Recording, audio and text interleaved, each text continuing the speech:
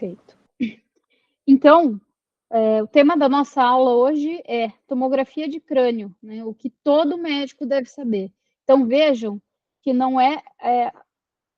são conteúdos que eu vou passar aqui para especialista, né? É para todo médico. Todo médico precisa saber um pouco de radiologia, não tem jeito.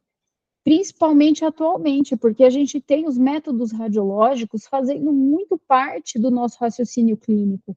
E cada vez mais eles estão mais disponíveis. Então, se você não sabe ver um raio-x de tórax, uma tomografia de crânio, uma tomografia de abdômen, os pontos assim principais, você acaba ficando para trás e você acaba tendo dificuldade, de fato, na sua atuação profissional. Então, algumas coisas aí da radiologia, os médicos não radiologistas têm que saber. E é isso que eu vou passar aqui nessa aula hoje para vocês. O que é que a gente vai abordar? Quais são os tópicos? Então, primeiro eu vou falar um pouquinho, bem pouco aí do método, só para vocês entenderem o que é uma tomografia, como que ela funciona. Eu vou ter que falar um pouquinho de neuroanatomia, porque sem esse conhecimento não dá certo, a gente não consegue topografar a lesão, fazer a correlação clínica, então precisa de um conhecimento de neuroanatomia geral. E aí eu vou mostrar o exame normal, que eu acho que ver o exame normal é a chave, é o pulo do gato para você conseguir começar a ver o exame alterado. Claro, né? Se você não sabe reconhecer o padrão normal, a hora que aparece o alterado para você, você não vai saber dizer que está alterado. Então, muitas vezes a gente negligencia esses exames normais, quando de fato é aquele exame que mais vai te dar subsídio para você olhar um exame eventualmente com alguma alteração. Então, a gente precisa entender, e isso não só na tomografia de crânio, mas todos os exames, a gente precisa ter o conhecimento do exame normal. Ele é muito valioso, né? Vale ouro para a gente. E as alterações mais frequentes, então aquelas que são mais prevalentes num contexto de pronto-socorro, de enfermaria, de UTI. Então, a gente vai falar de AVC isquêmico, a gente vai falar dos principais tipos de tumores, a gente vai falar do AVC hemorrágico, vamos falar aí de hematoma epidural, subdural, e dos efeitos de massa, como que seria o desvio de linha média, que o pessoal tanto fala, como que a gente avalia, por que é importante avaliar. Então, mais do que isso, né, por que é importante a gente avaliar isso, o que isso significa para o nosso paciente.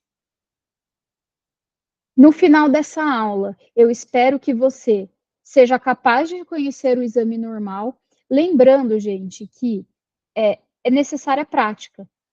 Não tem jeito, eu posso, qualquer radiologista, o radiologista mais brilhante, pode vir aqui, dar uma aula belíssima para vocês, mas se vocês não verem exame, um pilar aí do conhecimento radiológico vai ficar faltando. Basicamente, nós temos 3 pilares, né? Então, é o conhecimento teórico da radiologia, temos a prática e tem o conhecimento clínico e anatômico, que também é negligenciado. Eu gosto muito de falar, quando eu estou dando aula, que os exames radiológicos, para mim, é a cereja do bolo. Então, quando eu vou ver um exame, eu primeiro quero saber da clínica do paciente, para eu poder fazer uma hipótese diagnóstica e ir para o meu exame já sabendo o que eu espero encontrar. Para a hora que eu conseguir olhar a minha alteração, eu junte esses dados e consiga fazer uma hipótese diagnóstica. Então, é muito diferente você avaliar um exame e laudar esse exame, te dar uma opinião, uma hipótese diagnóstica de fato, do que você ficar só descrevendo o exame. E topografar, descrever lesões para vocês conseguirem passar os casos aí de forma mais efetiva, tá? Bom, em relação ao método, a primeira coisa que vocês precisam entender, a hora que vocês olham a tomografia, é exatamente o que é aquela escala de cinza que a gente enxerga. Então, quando a gente vai olhar a tomografia e qualquer exame radiológico que envolva a utilização dos raios-x, a gente vai ter essa escala de radiodensidade aí como norte para a gente. Onde? pegar um pointerzinho aqui, onde o chumbo, por exemplo, ou os metais vão ser muito brancos, porque eles são mais densos, e aí a gente vai passando esses tons de cinza para meios menos densos até a gente chegar no ar. Então, quanto mais densa a minha estrutura, mais branca ela vai ficar, sendo que eu tenho aqui nesse oposto aqui nesse lado aqui da minha escala, os metais, como sendo os exemplos de estruturas mais densas que a gente vai encontrar. E a menos densa é o ar. Então, quando a gente vê uma imagem bem preta, ou no ou na tomografia, a gente sabe que aquilo de certo é ar. Inclusive, na tomografia, a gente consegue medir a densidade. Vou pedir para vocês prestarem atenção aqui nos lipídios, porque a gente tem mielina no sistema nervoso central e mielina é do que lipídio, né? E a água, tá? Que tem uma densidade um pouquinho maior, mas ainda é bem baixa. E aqui, tecidos moles, né? Tem um cinza um pouco mais claro. Então, para a gente entender aqueles tons de cinza que a gente vai ver no exame, a gente precisa entender isso daqui e conhecer isso daqui. Bom, como eu falei para vocês, a gente vai precisar de um pouquinho de conhecimento anatômico. Claro que eu não vou ficar aqui mostrando para vocês sulcos, giros, não vai ser o foco nesse momento. Mas pelo menos saber onde é o lobo frontal, onde é o lobo occipital, núcleos da base, as estruturas da fossa posterior, né, ou seja, infratentoriais, é muito importante. Por quê? Porque você precisa saber topografar a lesão. Então, se você está vendo aqui, por exemplo, uma lesão no lobo frontal à direita, você tem que saber falar isso quando você for passar o caso para qualquer colega. Então, tem uma lesão em tal lugar, ou seja, aqui no lobo frontal direito. Lembrando para orientar vocês que aqui na minha imagem é sempre anterior, aqui atrás é posterior, deste lado é o lado direito e desse lado é o lado esquerdo. Tá? Então, a gente precisa saber topografar essa lesão para conseguir passar o caso, descrever o exame, começa por aí. Fora que a gente precisa sempre olhar a localidade dessa lesão e fazer a correlação clínica. Então, a lesão está em qual localização no sistema nervoso central e qual é a clínica que eu espero para essa lesão, para o acometimento daquela estrutura anatômica, tem que bater. Então, a gente precisa desse conhecimento aí. Eu vou passar algumas estruturas básicas aí para vocês, mas acredito que ninguém vai ter dificuldade com isso. Bom, eu gosto muito. Ah, pessoal, ó, sempre que tiver esse sinalzinho aqui, é porque eu vou sair dos slides e vou abrir o exame para vocês, tá? Então, sempre que tiver aqui, eu vou abrir uns exames aqui que eu deixei separados. Bom, eu gosto muito de começar por essa imagem da linha média. Por quê? Porque ela me dá informações sobre diversas estruturas anatômicas.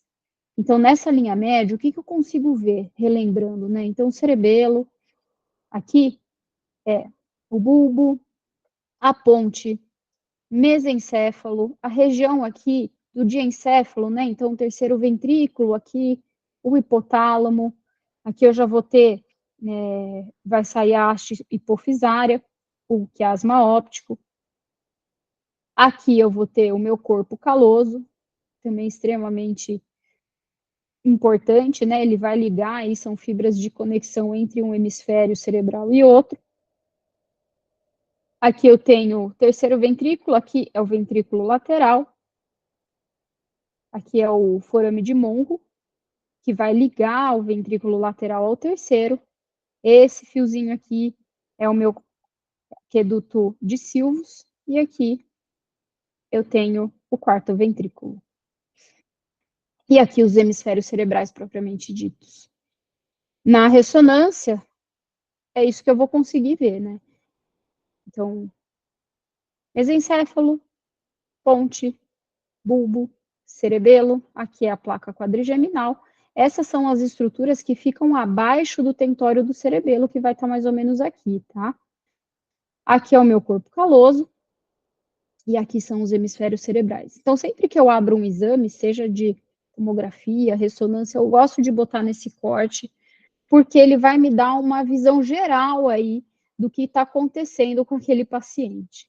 Deixa eu tirar aqui, abrir o exame que eu separei, só para a gente visualizar essas estruturas no exame. Todo mundo vendo aqui?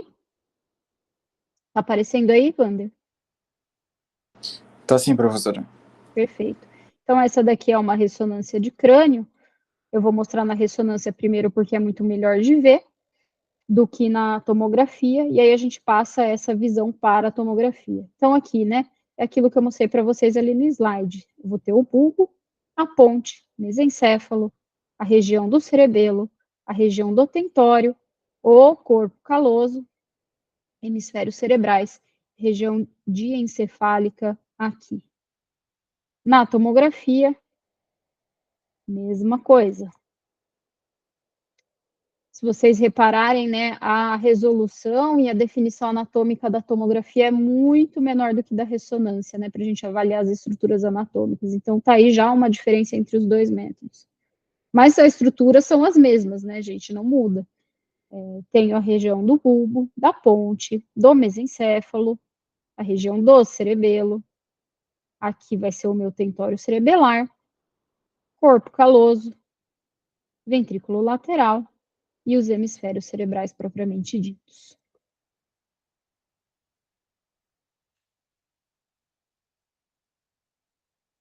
Essas estruturas infratentoriais, pessoal, deixa eu só ligar o computador aqui na tomada.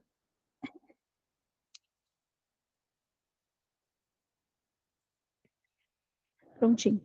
Essas estruturas infratentoriais, o pessoal às vezes tem um pouquinho de dificuldade de ver na tomo, mas é normal que a gente encontre essa dificuldade. Eu já vou mostrar para vocês por quê. Bom, lembrando, né, das estruturas aqui numa imagem macroscópica, eu tenho o bulbo, a ponte e o cerebelo em íntima relação. Quando eu passo para o meu exame de tomo, então aqui está a tomografia, eu estou aqui num corte bem para baixo, começo a subir, eu já vejo a região da base do crânio, aqui, ó, estou no nível do nariz do paciente, aqui é o narizinho do paciente. Essa região é a região do cerebelo, são os hemisférios cerebelares. Aqui eu já consigo ver a ponte, né, ligando um hemisfério a outro, uma definição bem ruinzinha. E aqui é a região do mesencéfalo, no nível do olho aqui, dos globos oculares do nosso paciente, tá?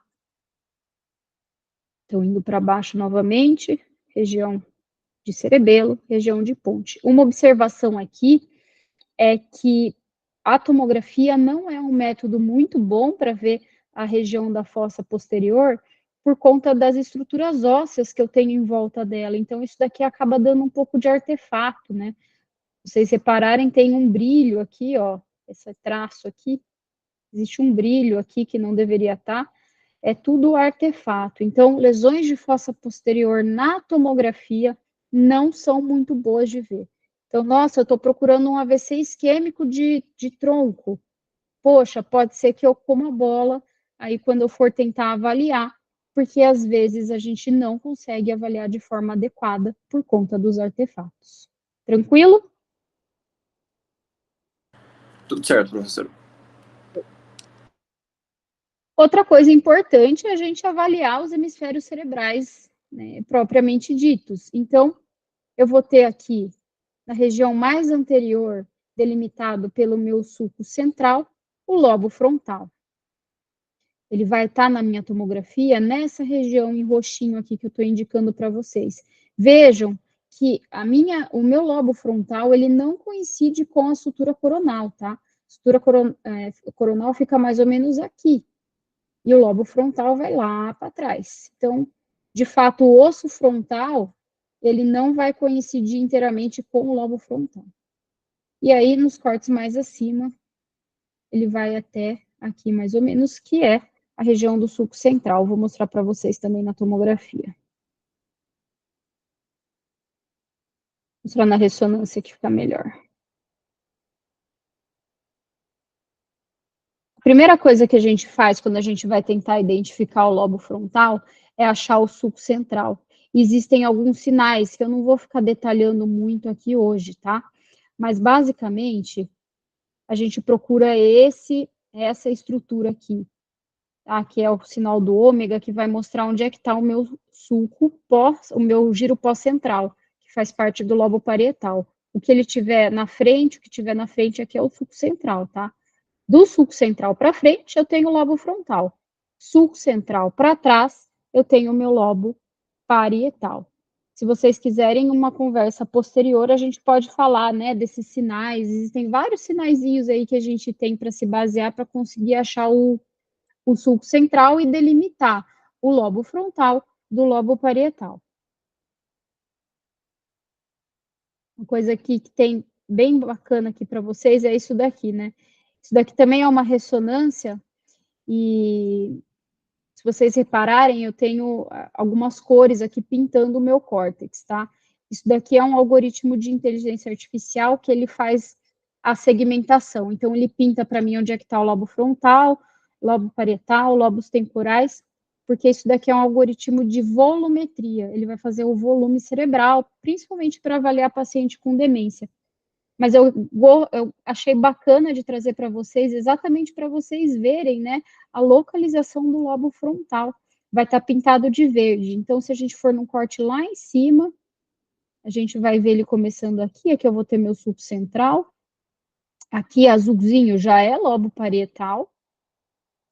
Então, eu vou descendo.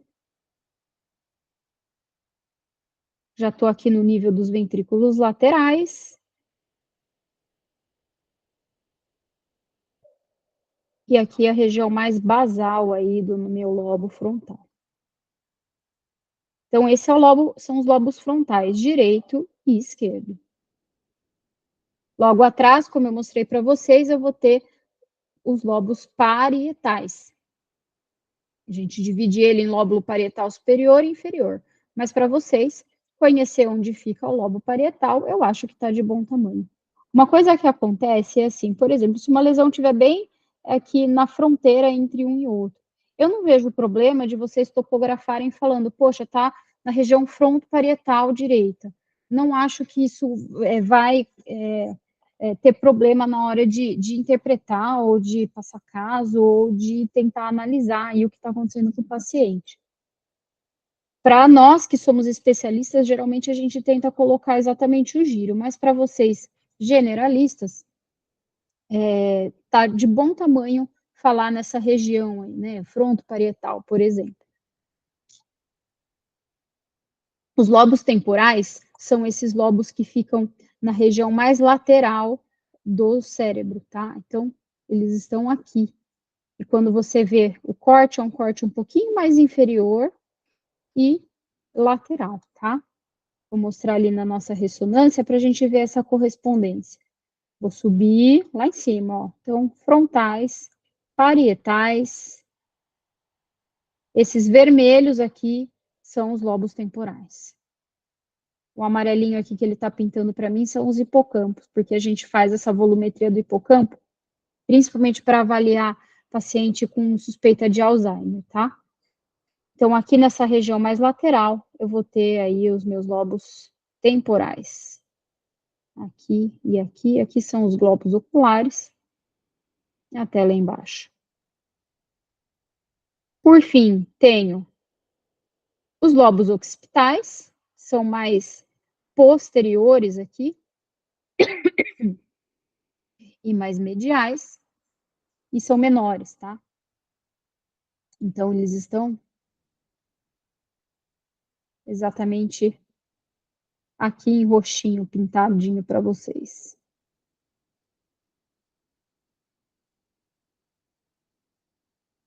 Então, esses são os meus lobos, né, dos hemisférios cerebrais. A gente não pode esquecer da ínsula, que é esse lobo que fica escondido por parte do lobo frontal e parte do lobo temporal. Então, se você afastar esses lobos numa peça anatômica, você vai ver esse lobo da ínsula ali, que fica bem na região centroencefálica.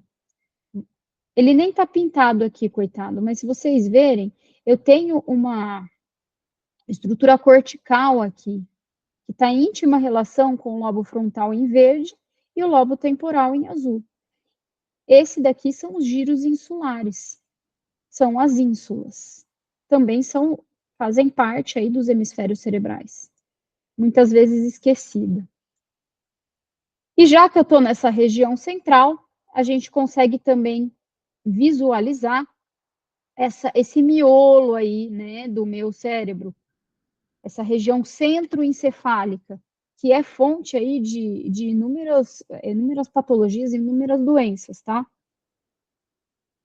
Relembrando com vocês, as estruturas são os tálamos, então são aqui bem mediais aqui. Eu tenho a região do núcleo lentiforme, que é formado aqui pelos globos pálidos e pelo putamen. Eu tenho aqui as cabeças dos meus núcleos caudados. É um núcleo que em formato de C, aqui no final, aqui no lado oposto, eu vou ter a cauda dele. Mas a gente olha bastante a cabeça do núcleo caudado. Vocês já ouviram falar de doença de Huntington? Alguém assistiu House já? Tinha uma personagem que tinha essa doença. E essa doença, ela causa atrofia aqui, justamente dos núcleos caudados. O tálamo, né, encefalopatia de Wernicke, por exemplo, o paciente alcoólatra, também faz uma alteração de sinal na região do tálamo. Núcleos da base, a gente tem, por exemplo, as atrofias de múltiplos sistemas, né? Ou também a doença de Parkinson, que vai acometer a região do putame. Sem contar as hemorragias de etiologia hipertensiva, que vocês vão ver comigo que geralmente vão acometer essa região centroencefálica. Então, importantíssimo a gente saber essas estruturas, conhecer essas estruturas anatômicas aqui. Na nossa tomografia, é um pouquinho mais difícil de ver, tá? Não tem tanta definição para conseguir enxergar os núcleos direitinho. Geralmente a gente tem que janelar, e eu vou ensinar vocês a fazerem isso, para conseguir ver mais ou menos a localização deles aqui. Se vocês forçarem aí um pouquinho o olho, vocês vão ver que aqui eu estou com uma estrutura um pouquinho mais pretinha, que é a substância branca, já vou ensinar isso para vocês. E aqui eu tenho algumas estruturas um pouco mais claras nessa região central. Elas são claras assim porque, na verdade, esses núcleos da base contêm corpos neuronais. Então, é como se é para ter a atenuação aí do córtex cerebral. Tranquilo até agora, gente? Tudo certo, professora, sem dúvidas. Qualquer coisa eu te interrompo e leio aqui. Ótimo, perfeito. Então, como que eu faço? Então, vou abrir o exame aqui. Como que eu faço para analisar meu exame, tá?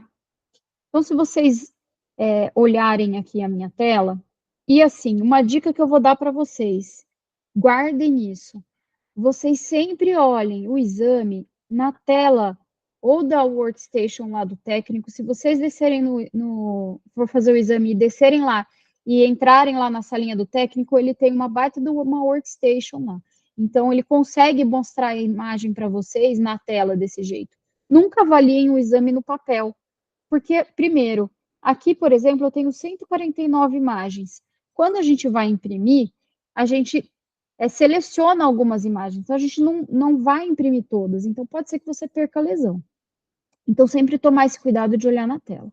Aqui vocês sempre vão ter aí as nossas aquisições, né? Na verdade, esse paciente aqui, ele fez 2 aquisições, uma aquisição sem contraste e a outra aquisição com contraste, aqui. Esse monte de telinha aqui, na verdade, são as reconstruções que a gente faz. Por quê? Porque eu consigo manipular meu exame. Então, vou dar 2 exemplos aqui, tá? Vamos supor que eu queira avaliar o parênquima cerebral. Então, eu vou fazer uma coisa que se chama janelar o meu exame. Então, eu vou começar a mexer aqui no meu contraste, no meu brilho, para conseguir enxergar melhor, por exemplo, o meu parênquima. Mas quando eu faço isso, eu acabo perdendo a definição da minha calota craniana, por exemplo. Então, se eu quiser ver o osso, estou procurando fratura, eu preciso fazer um outro tipo de janelamento. E isso que é janelar o nosso exame. Então, eu preciso fazer toda essa manipulação para conseguir avaliar o exame de forma adequada, senão eu não consigo. E aí o técnico já deixa isso pronto aqui para mim. É só eu pegar aqui e arrastar, não preciso ficar mexendo muito no contraste e no brilho. Eu também consigo reconstruir esse meu exame nos outros planos. Então, a gente faz a aquisição sempre no plano axial. Aqui eu consigo reconstruir no plano coronal, e ele já fez isso aqui para mim, e no plano sagital. Fora as reconstruções, por exemplo, em 3 dimensões. Aqui não baixou inteiro ainda, pronto. Consigo fazer reconstruções em 3 dimensões. Isso tudo o técnico consegue fazer com você ao lado do computador. Ah, estou suspeitando de uma fratura, não estou conseguindo ver direito, peça para o técnico fazer isso com vocês. Dá para ver muito bem a calota craniana. Meu programa ainda não é dos melhores. Com certeza, o programa que fica na workstation, lá perto da tomografia, sempre são superiores. Bom, dito isso, outra coisa que eu preciso ensinar para vocês. O que são esses cinza, né? Por que a substância branca é mais escura? Por que a substância cinzenta é mais clara, né? Então, quando a gente olhou nossa escala de radiodensidade lá, a gente viu que tecido mole, né, e tecido mais compacto era um pouco mais claro. E tecido que contém mais líquido e gordura é mais escuro. A minha substância branca é composta por axônios com barrinha de mielina, as células da glia e um espaço extracelular um pouco maior do que, por exemplo, o meu córtex e núcleos da base, onde eu tenho corpos celulares bem juntos uns dos outros. Então, o normal é que a minha substância branca tenha uma atenuação um pouco mais baixa em relação à minha substância cinzenta. Ela é um cinza mais escuro. Deixa eu manipular aqui um pouquinho para vocês conseguirem enxergar melhor isso. Então, a primeira coisa é que a gente tem aí uma diferenciação entre córtex, que está mais claro, não sei se vocês estão conseguindo enxergar aí na projeção. Então, o córtex é mais claro. E o miolinho aqui, que é a substância branca, ele é mais escuro, é um cinza mais escuro. E isso é normal e extremamente importante de você identificar, visto que algumas doenças vão te alterar, vão te trazer perda dessa diferenciação. Um edema cerebral difuso, um AVC isquêmico, por exemplo. Então, tudo isso pode gerar uma perda aí dessa diferenciação, tá? A região dos ventrículos, ela é mais escura ainda, porque é só líquido, então vai ser preto, é o líquor.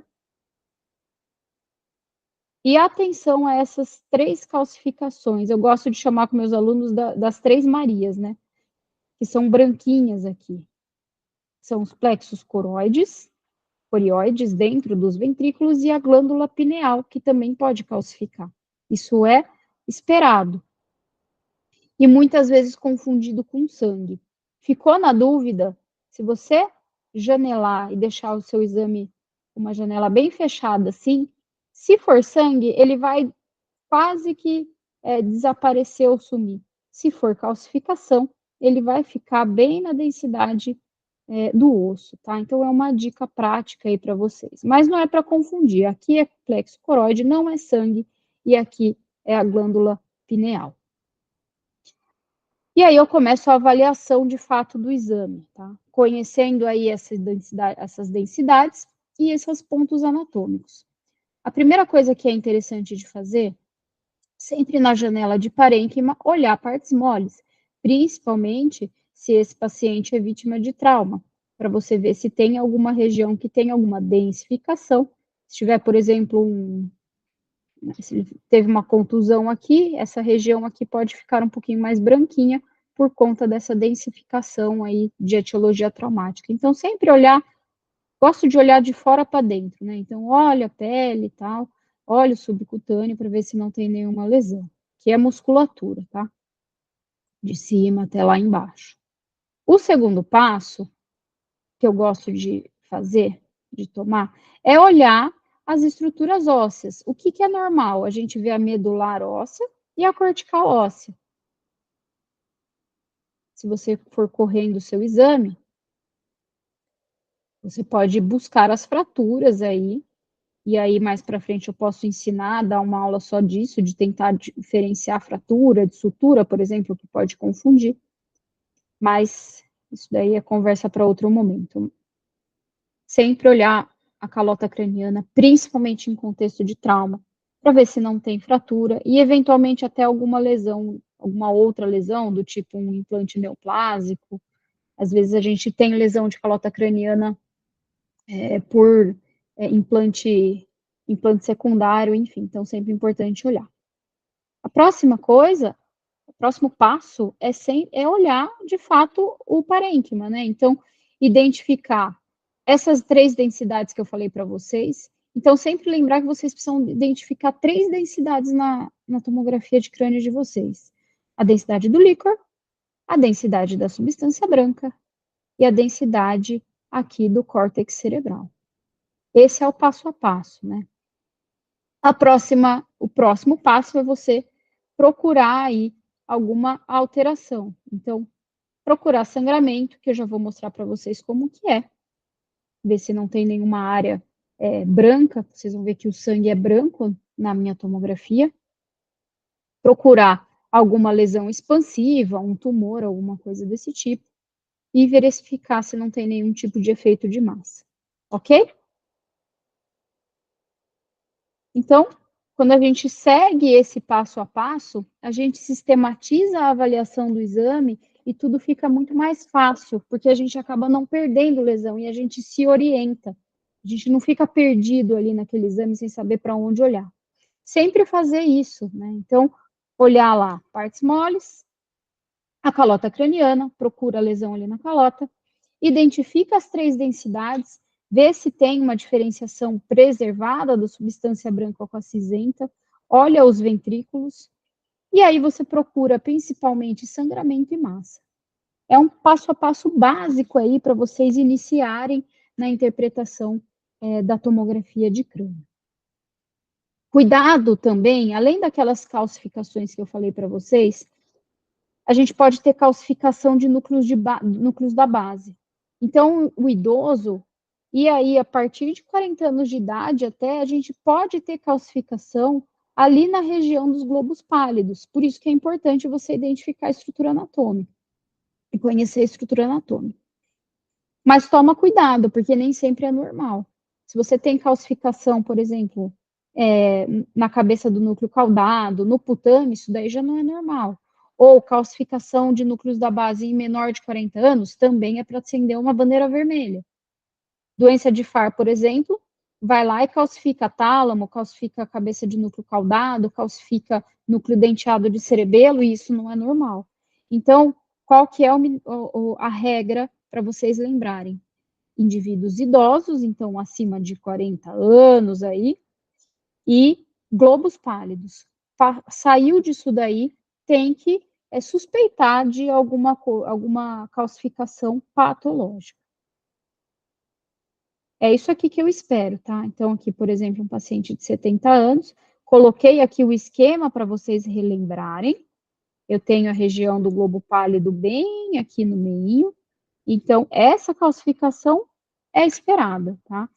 Qualquer coisa que fuja disso, de tomar cuidado. Tranquilo até agora, pessoal? Alguém quer fazer algum comentário, tirar alguma dúvida? Tudo certo, professora.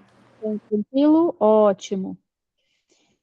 Bom, e aí você identificou o seu exame normal, isso que a gente espera. Quais são agora as principais alterações que a gente precisa conhecer para conseguir avaliar esse exame. A primeira coisa, gente, eu acho que o que vocês mais vão ter contato, né, é exame para AVC, para avaliar paciente com déficit neurológico focal. A gente tem alguns conceitos básicos, tá? Alguma bagagem aí anterior que a gente precisa antes de entrar no exame.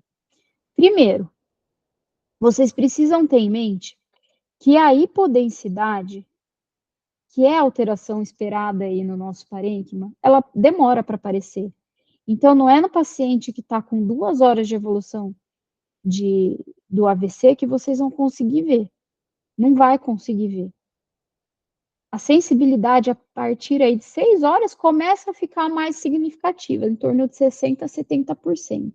Fato é que você não vai para a sua tomografia, nesse contexto, nesse paciente, para poder procurar essa hipodensidade. Não.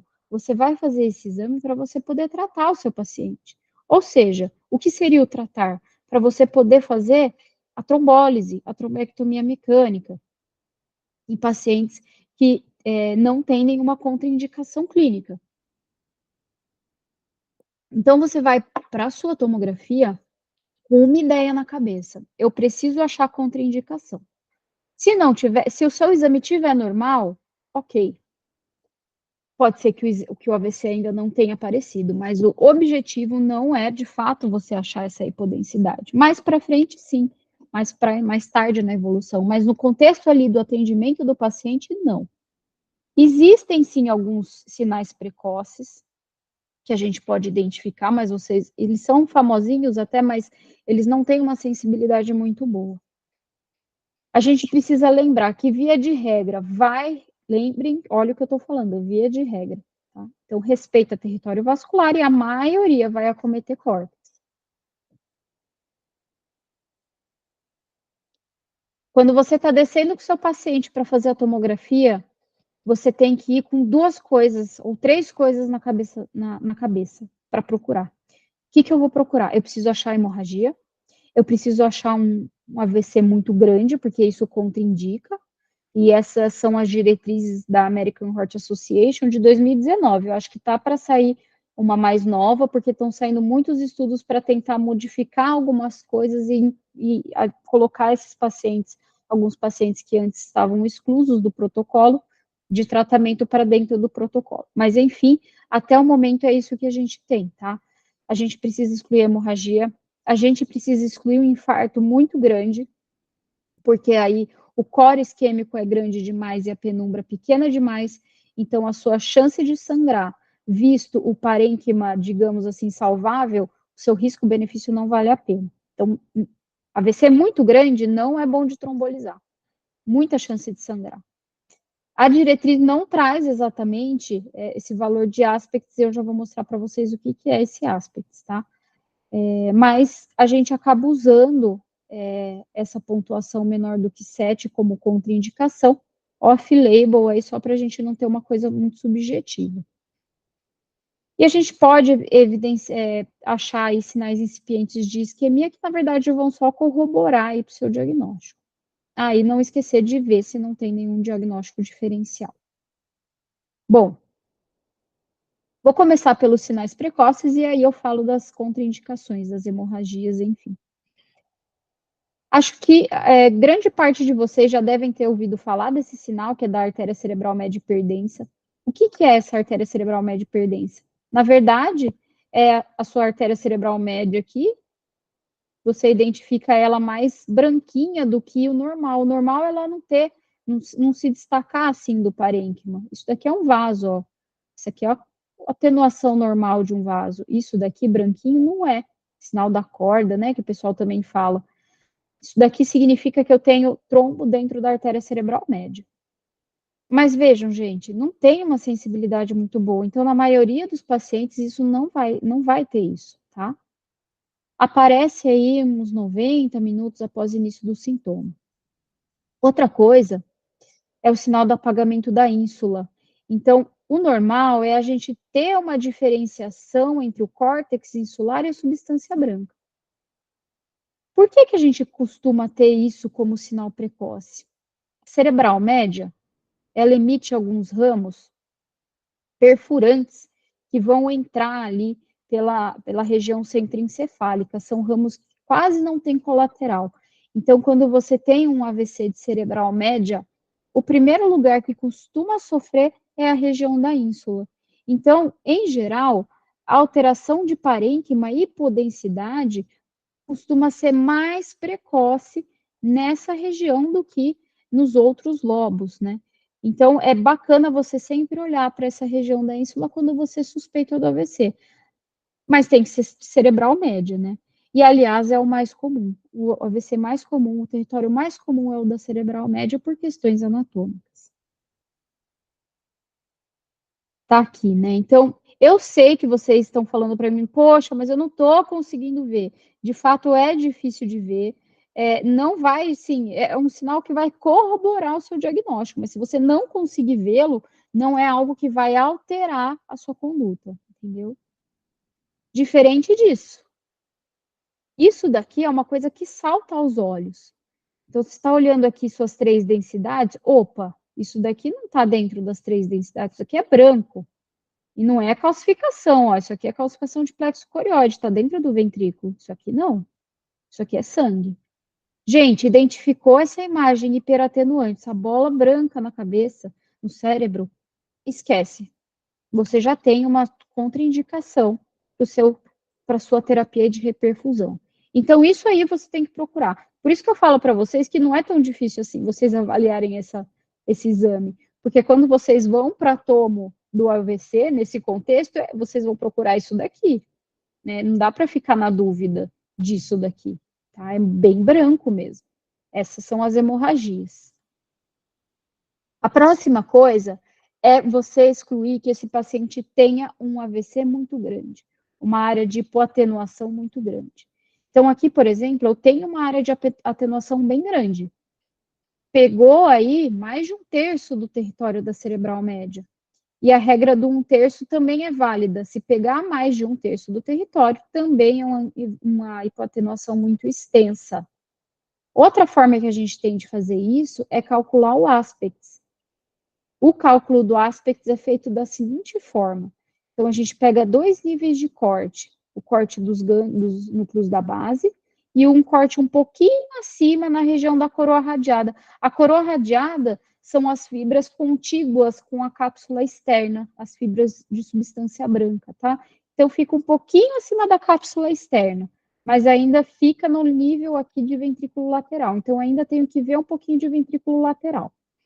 E aí eu vou dividir esse território, que na verdade é o território da média aqui, em algumas regiões. Então, eu tenho aqui o C, é o núcleo caudado, o branquinho, o verde, o IC aqui é a cápsula interna, esse aqui vermelhinho, L, o núcleo lentiforme, a região da ínsula, o córtex insular, esse roxinho, e aí eu pontuo aqui a região cortical, M1, M2, M3, e aí naquele corte acima que eu mostrei para vocês, M4, M5 e M6.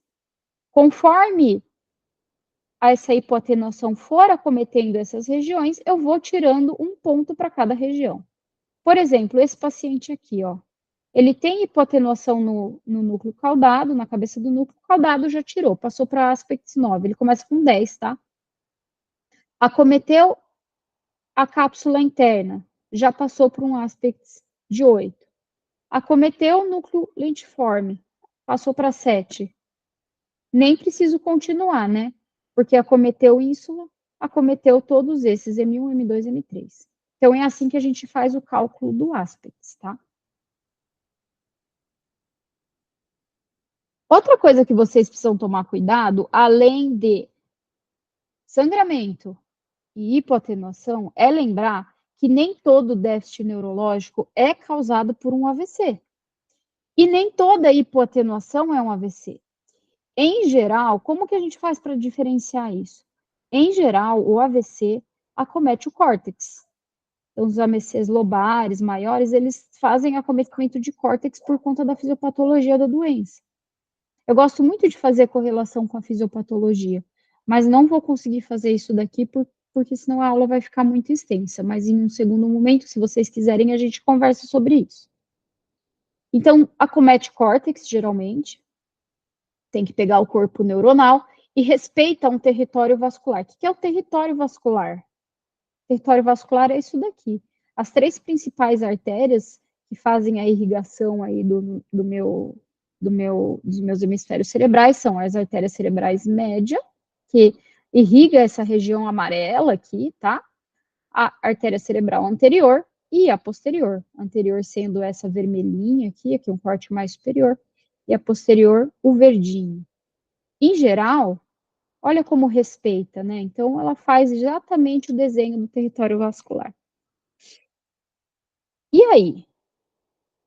Isso daqui é um AVC. Tá respeitando e tá pegando o córtex, ok. E isso aqui? Poxa, se você decorar que a imagem de AVC é hipoatenuação, aqui você vai comer bola. Porque, primeiro, está cometendo 2 territórios vasculares, então pega a anterior e média. Já acendeu um alerta.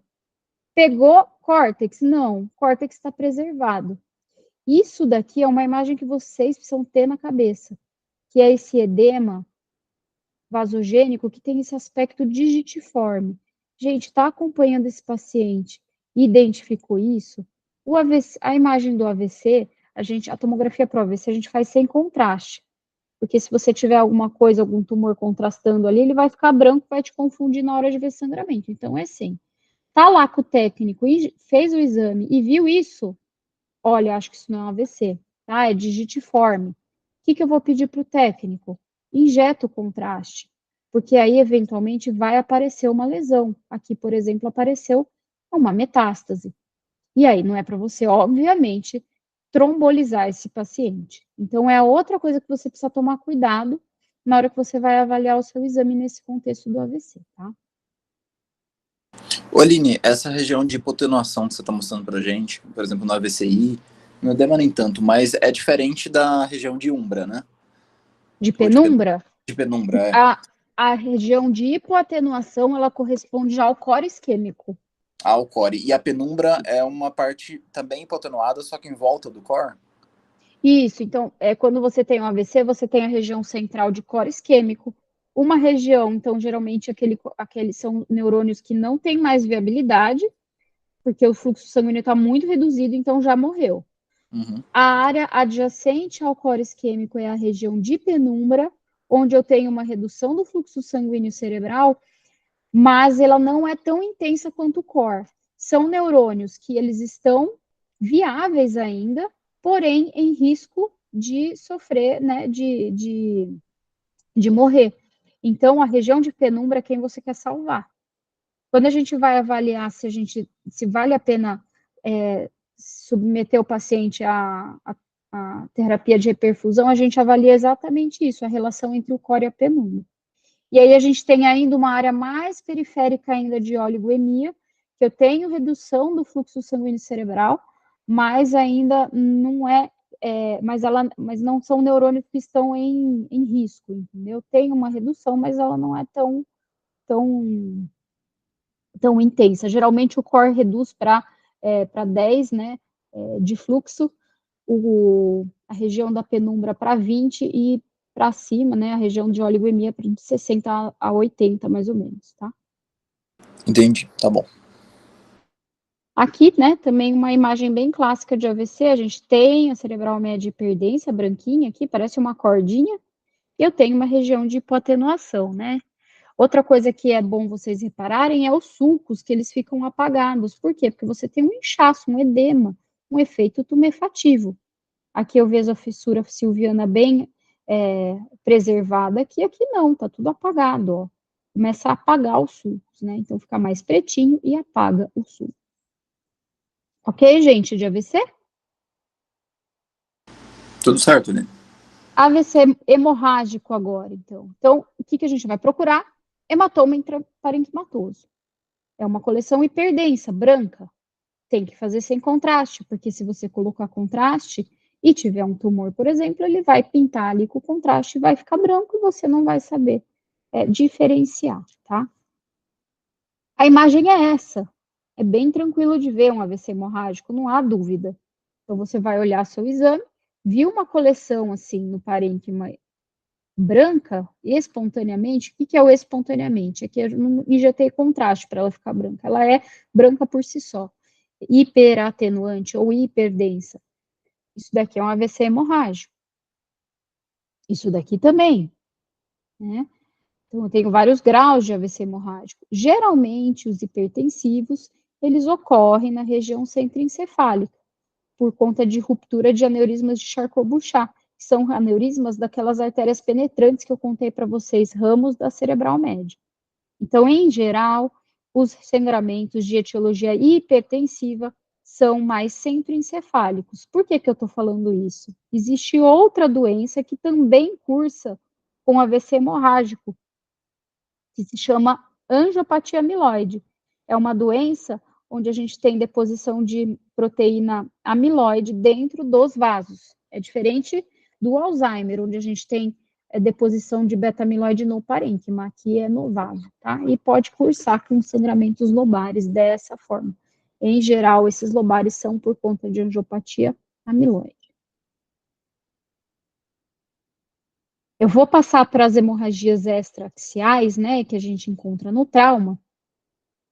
Meus alunos sabem muito bem que eu gosto demais de sempre fazer a correlação anatômica, porque eu acho que é impossível você conseguir olhar um exame se você não tem conhecimento de anatomia. Não tem como, gente. Precisa entender a anatomia para você entender o que você está vendo, porque ficar só decorando não rola.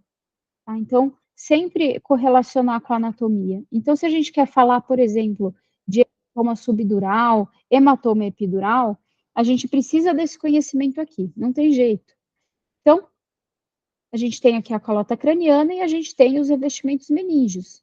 A camada mais externa é a dura mater, acima dela eu tenho o espaço epidural, e essa dura mater ela fica fortemente aqui, né, a camada mais superficial dela aderida à calota craniana. Eu tenho uma outra lâmina aqui da dura mater, por quê? Porque em algumas regiões do cérebro a gente tem essas invaginações dessa lâmina, que vai formar, por exemplo, vão formar, né, os seios venosos, e, por exemplo, aqui a foice, né, do cérebro, a foice do cérebro, e forma também algumas outras estruturas, dentre elas, o tentório cerebelar, né, e também ali o diafragma da célula. Abaixo da dura mater, eu tenho espaço subdural. Abaixo do espaço subdural, que é um espaço que tem pequena quantidade de líquido, mas é virtual, né? A gente pode considerar que é um espaço virtual. Eu vou ter a aracnoide, aí eu tenho espaço subaracnoide e depois a pia mater. Essas são as meninges. E quando a gente fala de sangramento subdural e epidural, ou subaracnoide, a gente precisa entender onde exatamente estão esses sangramentos. Existe uma regrinha, né, que o pessoal fala bastante do sangramento epidural ter forma de maçã e o sangramento subdural ter forma de banana, mas lembrem que não vai ser sempre assim, tá? É uma forma bacana de relembrar, de fazer uma correlação aí, mas toma cuidado para não achar que isso é uma regra. De forma geral, o hematoma epidural, veja um branquinho, ele tem uma forma biconvexa, e ele costuma respeitar as suturas cranianas, porque se eu tenho um sangramento aqui, essa camada aqui da dura mater, ela é bem aderida aí à calota, e quando eu tenho uma sutura, essa camada ela vai ancorar na sutura. Então, em geral, os sangramentos epidurais, eles respeitam essas suturas, e eles vão se apresentar dessa forma. Esse daqui é só um sinalzinho que eu gosto de colocar para vocês, que é um sinal do redemoinho. Então, eu tenho meu hematoma epidural bem hiperdenso aqui, no meio eu tenho uma área mais hipotenuante, isso aí é sinal de sangramento ativo. Toma cuidado que esse hematoma epidural vai aumentar de tamanho e o paciente vai evoluir para uma hipertensão intracraniana. Esse paciente merece uma atenção mais de perto, né, um acompanhamento mais próximo. Em geral, esses sangramentos, eles são associados à fratura da calota craniana. Por quê? Porque eles acontecem por ruptura da artéria meningea média, que é uma artéria que é ramo da carótida externa, que vai adentrar crânio pelos forames espinhosos e vão correr ali, né, nessa região epidural, bem próxima à calota craniana. Se você pegar uma peça anatômica e olhar por dentro da calota, você vai ver umas impressões vasculares. Né? Então, dentre essas impressões vasculares, eu tenho impressão da meningea média. São a principal fonte de sangramento, né, desses hematomas. Ó. Então, aqui é epidural também, pequenininho, menorzinho. O subdural já está abaixo ali da dura mater, então ele já não respeita as suturas. Então ele vai geralmente pegar toda uma convexidade fronto-parietal aqui. Então, aqui outro exemplo, né, branquinho, a tal da forma da banana. Tem também regiões de sangramento ativo aqui. Um pitfall muito grande. Se vocês tiverem que guardar, fazer um resuminho da aula, botar ali dentro no papelzinho ou no celular e guardar com vocês, eu quero que vocês guardem o próximo slide. O nosso hematoma, em geral, né, o subdural, que é o mais comum, ele tem uma evolução temporal em relação à sua densidade. Então, ele começa ali bem branquinho, né, o sangramento hiperagudo, e aí ele vai caindo de densidade em relação ao quê? Em relação ao líquor, tá? Então, ele vai caindo de densidade. Chega no momento ali em que ele fica com a densidade bem semelhante do parênquima, isodenso ao parênquima, que ele quer dizer, e depois ele vai ficar com a densidade de líquor. Isso acontece lá acima de 3 semanas. O problema disso daqui é esse cara aqui, o sangramento subagudo. Por isso que você precisa saber da evolução do seu paciente. Por quê? Porque o subagudo, ó, 1 a 3 semanas, mais ou menos aqui, ó, ele vai ficar 5 semanas, 4, com a mesma densidade do parênquima. E aí, ok, é de um lado só? Poxa, comparou um lado com o outro, tem algo estranho aqui. Mas se for, por exemplo, de 2 lados e vozinho, gente, faz hematoma subdural bilateral, não é incomum. E aí você pegou esse vozinho com esse tempo de evolução aqui, putz, pode ser que você não veja. A dica aqui é avaliar efeito de massa. Caramba, o vozinho tem 70 anos e não tem um sulco visível. É normal que a gente tenha uma atrofia com a idade. Toma cuidado que pode ter um hematoma subdural aí e você não está vendo porque ele não está branco, porque ele é subagudo. Tá? Então tenham esse pitfall aí sempre em mente. Outra coisa é isso aqui, né? Então, também bem frequente de vozinho fazer. Ele tem lá um hematoma subdural crônico, então o vozinho caiu e não se queixou, ficou em casa, tá lá tranquilo, vivendo a vidinha dele, e ele tem um hematoma subdural. Que ninguém fez o diagnóstico. Tem um pouquinho de dor de cabeça, enfim, mas assim, não é comum de pegar, tá? E aí, eventualmente, ele deteriora. Ele pode ressangrar dentro desse hematoma. Então, quando você vê esse aspecto aqui de nível líquido-líquido, então um líquido mais hipotenuante, aí um nível, né, que é um conteúdo hemático mais novo, mais branquinho, significa que esse paciente tinha um hematoma crônico e que ele agudizou, que ele ressangrou, ok? Eu vou passar para as neoplasias do sistema nervoso central. Eu vou mostrar só alguns exemplos. Eu separei aqui, gente, as mais comuns, tá? São os gliomas, os meningiomas e as metástases. Só para vocês terem aí uma ideia de como que eles se apresentam. Os gliomas, em geral, são lesões que têm esse aspecto, um centro mais hipoatenuante e essa periferia contrastando. Podem ser mais homogêneos ou bem heterogêneos dessa forma. O que que acontece? O que que vocês estão vendo aqui? Por que que é preto? Não vamos decorar, né? Ah, então o glioma é preto e branco na periferia. Na verdade, você tem uma alta taxa de replicação celular aqui no centro e morte celular, porque o suprimento sanguíneo não consegue acompanhar a taxa de replicação celular aqui. Então, eu tenho apoptose, né? Então, eu tenho morte neuronal aqui nessas regiões. E essa região mais periférica é uma região onde eu tenho liberação de mediador inflamatório, né, de mediadores neoangiogênicos, de replicação, alta replicação celular, então acabo tendo quebra de barreira hematoencefálica e essa impregnação. Então, esse é o aspecto dos gliomas, né, nos tumores aqui dentro do parênquima. As metástases costumam ser mais homogêneas desse jeito, tá? Então, umas bolinhas assim, essa região mais periférica e hipoatenuante é a região de edema vasogênico, né, que vai se associar a essas lesões. Diferentemente do resto do corpo, a metástase aqui não é infrequente que ela seja única no sistema nervoso central.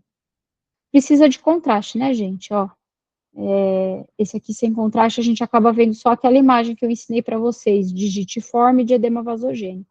Aí você injeta o contraste, a lesão aparece. Meningioma são tumores muito comuns de meninge. Então, eles não estão dentro do parênquima, eles estão fora do parênquima. Em geral, estão bem encostados aqui na calota craniana. Pode ter um sinal que a gente fala, né, da cauda dural, então você vê um espessamento do revestimento meníngeo adjacente, que na verdade é a meninge contígua com a lesão. Pode acontecer junto da foice interhemisférica, né, tudo que tem revestimento de dura que eu falei para vocês, que a foice é uma reflexão da dura mater, então ela pode ter meningioma. E pode acontecer também em base de crânio, pode acontecer em qualquer lugar que tenha dura mater. Também, às vezes, no sem contraste, a gente não consegue ver. A gente vê que tem um efeito de massa aqui, tá algo sendo empurrado, né? Tem um desvio de linha média, mas eu não enxergo muito bem, porque ela é isodenso ao parente. Na hora que eu injeto contraste, eu consigo enxergar. E por fim, gente, eu vou falar um pouquinho de efeito de massa. Para entender esses efeitos de massa e essas síndromes de herniação, enfim, a gente precisa entender essa doutrina aí de Monro-Kelly, tá? Não sei se vocês já ouviram falar. Acho que sim, né? Mas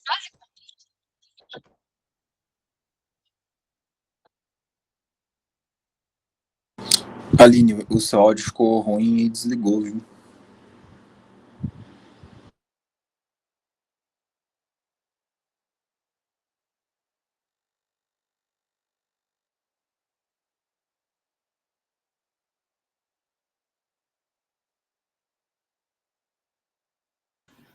estão ouvindo agora, gente? Tá sim, agora voltou ao normal. Meu AirPod tá acabando a bateria, eu tô com medo, eu tirei um com medo dele desligar. Bom, qualquer coisa vocês me avisam, tá? A gente já tá no finalzinho aí da aula.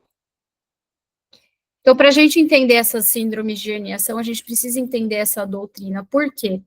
Porque a gente tem que ter um equilíbrio entre os três componentes principais aí dentro da nossa caixa craniana, que é parênquima, sangue venoso e arterial, e o líquor.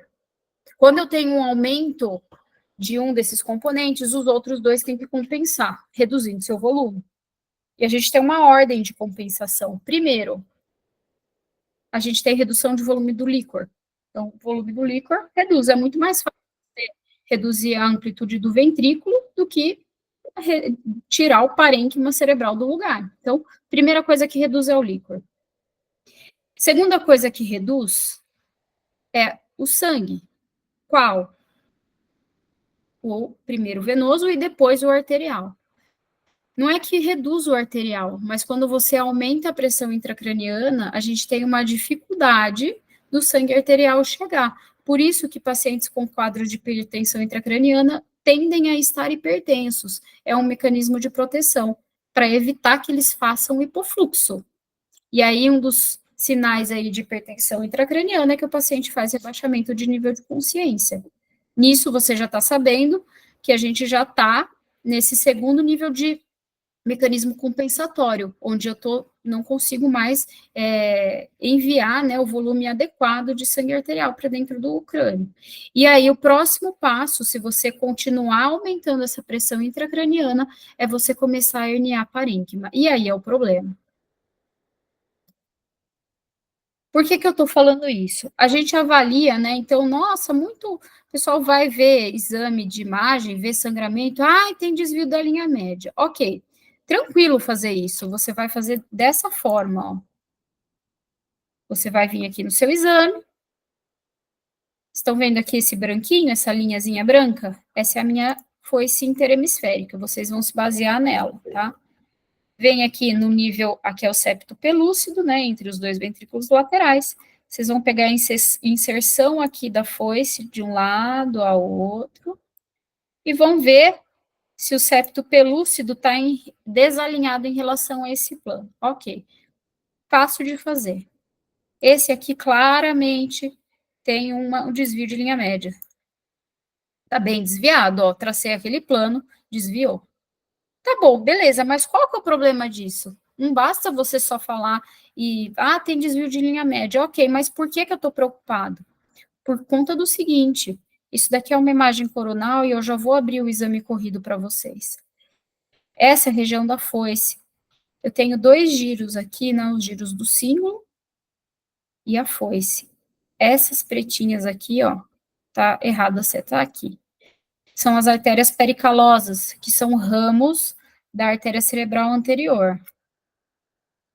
Deixa eu abrir a ressonância para mostrar para vocês aqui. Então, eu estou aqui numa imagem coronal. Essa é a região aqui da minha foice. Eu tenho os meus giros do cíngulo, passando aqui embaixo da foice, eu tenho os ramos da artéria cerebral média. Desculpa, da artéria cerebral anterior, que são artérias pericalosas. Se você herniar tudo isso daqui para esse lado, você vai comprimir essas artérias, e aí o paciente vai começar a ter déficits relacionados à compressão delas, que é isquemia, por exemplo, a isquemia do lóbulo paracentral, que é responsável aqui, ele fica nessa região aqui, tá? O lóbulo paracentral, que é responsável pela motricidade e também sensibilidade, né, giro pré e pós-central da perna. E aí o paciente começa a fazer uma monoplegia ou diplegia crural por conta dessa isquemia e compressão dessas artérias pericalosas. Por isso que quando a gente fala que o paciente está com desvio de linha média, a gente começa a se preocupar, porque acima de mais ou menos 5 milímetros de desvio, é quase certo que você está tendo uma herniação subfalcina. E esse paciente está em risco de fazer isquemia, por exemplo, aí do lóbulo paracentral. A outro tipo de isquemia, de hérnia que eu posso ter, né? Então, nesse esqueminha aqui eu estou mostrando, tá? Então, esse é a subfalcina, que eu mostrei para vocês, e eu posso ter a hérnia uncal. Tem também a transtentorial, mas é menos comum. Mais comum a gente ter essa hérnia uncal aqui. Qual que é o problema, né? Então, primeiro eu vou mostrar na imagem para vocês o que vocês vão avaliar para falar se tem hérnia uncal ou não. Aqui eu tenho meningioma, tá, gente? Empurrando bastante a linha média. E aí, aqui é a região das cisternas da base. O uncus, ele faz parte da região medial ali do lobo temporal. Então, se você tiver apagamento aqui dessas cisternas, você vai começar a suspeitar que você está tendo uma herniação transtentorial, porque está apagando cisterna da base. Olha aqui o meu uncus aqui herniando medialmente. Vocês sabem quem que é essa? É a artéria cerebral posterior. Então, uma das sinais aí de herniação uncal é a isquemia do território da cerebral posterior. A outra coisa que pode acontecer, e que geralmente acontece nesses pacientes, que você vai avaliar e ele faz uma anisocoria, porque ele faz uma midríase ipsilateral à região que herniou. Nessa região aqui, na cisterna interpeduncular, isso aqui eu estou no pedúnculo cerebral, né? Aqui no mesencéfalo, saem os nervos oculomotores. E aí você tem compressão desse nervo oculomotor. As fibras mais periféricas do meu nervo oculomotor são as fibras que são responsáveis pela inervação do músculo ciliar aqui da pupila. Então, você acaba tendo uma midríase, porque a função dele é fazer miose. Se você tem compressão você ter uma disfunção desse nervo e o paciente faz midríase do lado da herniação. Outra coisa que pode acontecer, e acho que no esquema vai ficar melhor de mostrar, aqui eu tenho a foice, aqui eu tenho o tentório cerebelar. Se você empurrar demais isso daqui, você vai comprimir o seu pedúnculo cerebral do outro lado contra essa foice. E aí você pode, é raro, tá?